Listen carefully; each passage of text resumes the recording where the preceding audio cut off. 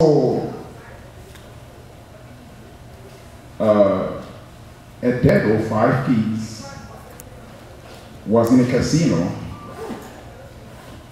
playing casino, and he won a toy. So he goes to his kids and he's like, okay, who deserves this toy? All the 5 kids were just gathering around him, and he's like, who deserves this toy? And obviously the one who deserves the toy, like the father said, is the one who obeys the mother and does whatever she says all the time. So the kids, they look at each other and they say with one voice, it must be you, Dad, the toy belongs to you. Because you're the one who listens to mom and does everything that she says all the time. Dads at times hallelujah, I just leave it like that. So, there's a poem that I'm going to start off with. The poem is, the author is unknown. So here goes the poem. It's for dads. A dad is a person who is loving and kind. And often he knows what you have on your mind. He is someone who listens, suggests, and defends. A dad can be one of your very best friends. He's proud of your triumphs, but when things go wrong, a dad can be patient and helpful and strong. In all that you do, a dad's love plays a part. There's always a place for him deep in your heart. And each year that passes, you are even more glad, more grateful, and proud just to call him your dad. Thank you, Dad, for listening and caring, for giving and sharing, but especially for just being you. My dad, happy Father's Day. Ends the poem. Hallelujah. Sweet words that a child wrote to his dad, and I was just going through this poem last night, and I'm thinking, man, these are sweet words. I wish my boy would just step up and say these words to me out here, just make my day. Eh? But he wrote his own poem. I don't know if I have to go through it, but anyway, he says, Dad, I love you. But anyway, that's all, and you're the special, the best dad ever. And I'm like, okay, thank you. Praise the Lord. So let's get into the Word of God. Our message version, the version of the message this morning, is we're going to talk about men. And the thing that's worrying me a lot, and I think the same for every father or for every parent, and those that are aspiring to be parents, is there are generations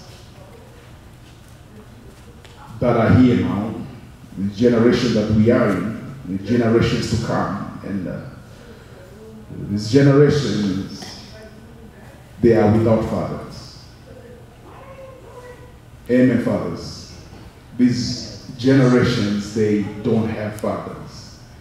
So when I was meditating, just trying to construct a message, and thinking about this generation, how lost the generation is, and the tragedy that we are facing as humanity, that in the very near future, there will be no fathers. Glory to God. There will be no fathers. So, I am going to read a passage of scripture here, and let's go to Genesis chapter 27. Genesis chapter 27. Hallelujah. I'm just going to be quick and get out of your way. Some of you are going to have some fun, so God is good. Today is your day, brothers. Genesis chapter number 27, verse 28 to 29.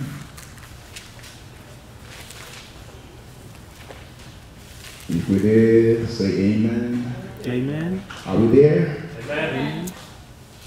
Glory to God. Genesis 27, 28 to 29.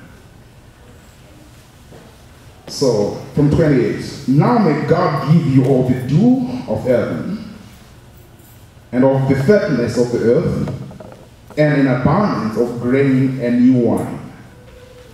May people serve you, and nations bow down to you.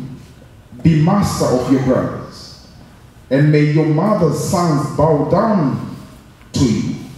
Cursed be those who curse you, and blessed be those who bless you. I jump to number 39. Let's go to chapter number 39. Sorry, to verse number 39. Verse number 39 and 40. Then Isaac his father answered and said to him, Behold, away from the fertility of the earth shall be your dwelling, and away from the dew of heaven from above. By your sword you shall live, and your brother you shall serve. But it shall come about when you become restless, that you will break his yoke from your neck. Glory to God.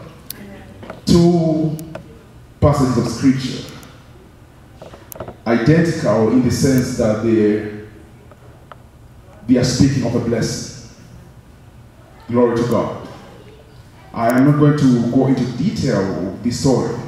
I will just paraphrase the story. I'm not going to make a sequential development of this text because the author wanders in and out of the theme that I'm trying to follow. So I will not do that sequential development. What I will just do probably just go around and do the logical development where I will do some homiletic preaching, adding. So just to build my case and just to keep the theme that I have this morning. The theme is about fathers, and the subject is the generation without fathers. Hallelujah. So Henry Newman is an author, and I have an excerpt of some of his works here, and he says in this course, the many who call themselves fathers or allow themselves to be called fathers, from the Holy Father to the many father abbots to the 1,000 priestly fathers trying to hand out some good news, they should know that the last one to be listened to is the Father. Hallelujah. This is where the tragedy is with us fathers.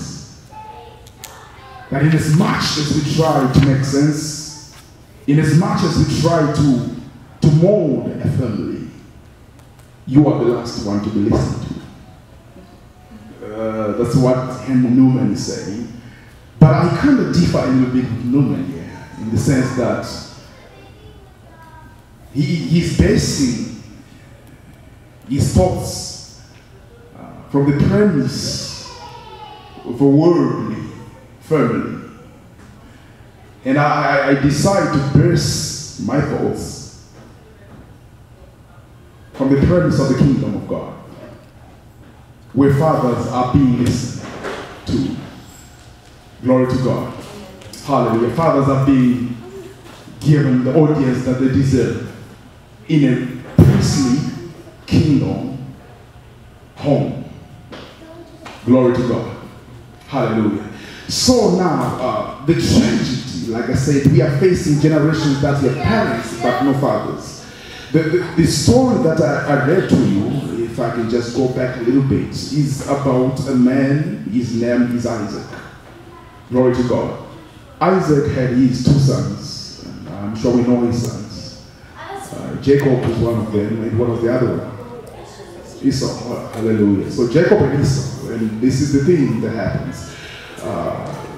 The father now is old.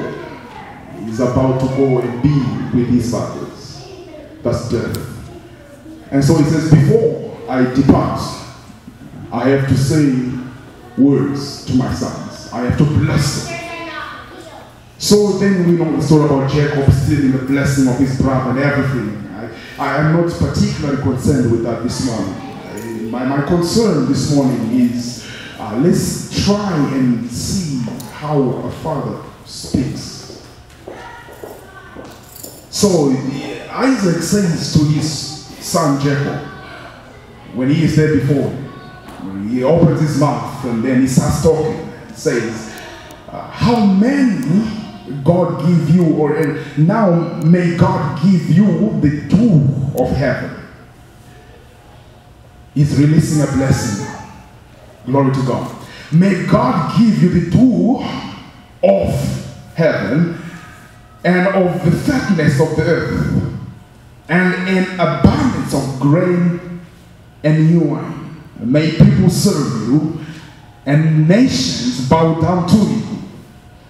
Be master of your brothers, and may your mother's sons bow down to you. Cursed be those who curse, and blessed be those who bless you. And Jacob was home with his blessing. He was home. So he knew straight away, my life is set.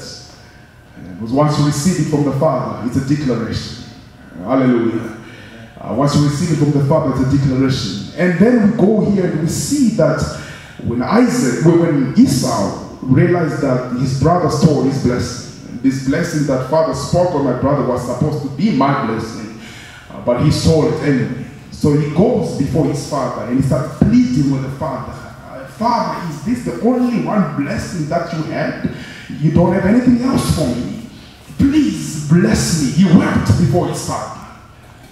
And the father said, if you can just go there a little bit.